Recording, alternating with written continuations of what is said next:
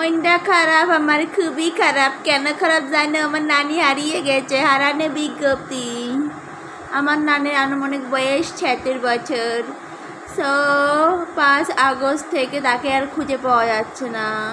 শেষ পর্যন্ত দেখেছিলাম নানির নাকি বোন ছিল সাথে। শুনেছি সে নাকি হেলিকপ্টারে ভারতের দিকে রওনা দিয়েছে। এখন ভারতের কোথায় আছে? দিল্লিতে শুনেছি, সঠিক খবর জানি না কোথায় আছে।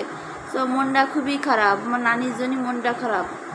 তারপরে আরও কি খারাপ, নানি এত উন্নয়ন করলো দেশের, কেউ একটু মনেও করলো না, কেউ মনেও করতেছে না। সবাই নানি চলে যাওয়ার পক্ষে কান্দার বদলে মিষ্টি খাচ্ছে। এটা কি সহ্য করা যায়?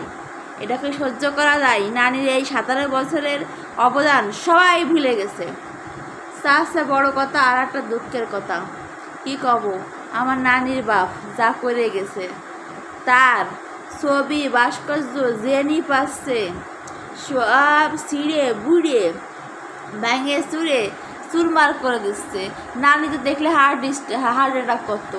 17 বছর ধরে এত মূর্তি এত ভাস্কর্য বানালো, তার নামে এয়ারপোর্ট বানালো, সব মুছে হেলাই দিচ্ছে, সব ছিঁড়ে হেলাই দিচ্ছে, সব ভেঙে হেলাই দিচ্ছে। এখন এই যদি দেখ তোমার নানি তুমি ভালো কাজ করেছো, চলে গেছো, এইটা যদি তুমি দেখতে, তুমি তো হার্ট অ্যাটাক করতে। 17 বছর উন্নয়ন একেবারে ধূলিসাৎ করতেছে। কি আর কব, মনে দুঃখের কথা।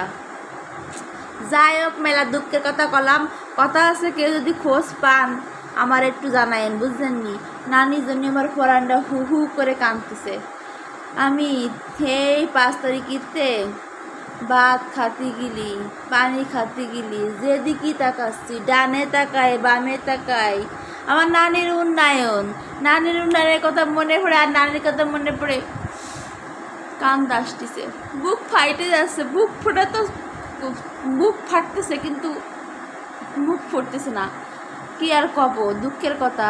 যাই হোক, আমি খুবই শোকাহত। সো নানি যেখানে থাকেন আপনি চলে আসেন, আপনার ছাড়া বাংলাদেশ অচল। সো বাংলাদেশ বুঝবে কি হারাইছে, কি রত্ন হারিয়েছে বাংলাদেশ, বুঝবে। আমার নানি পালায়নি, আমার নানি হাসু নানি পালায়নি, নানু আছে। সে দেশ ভ্রমণে গেছে, পালায়নি, আবার আসবে।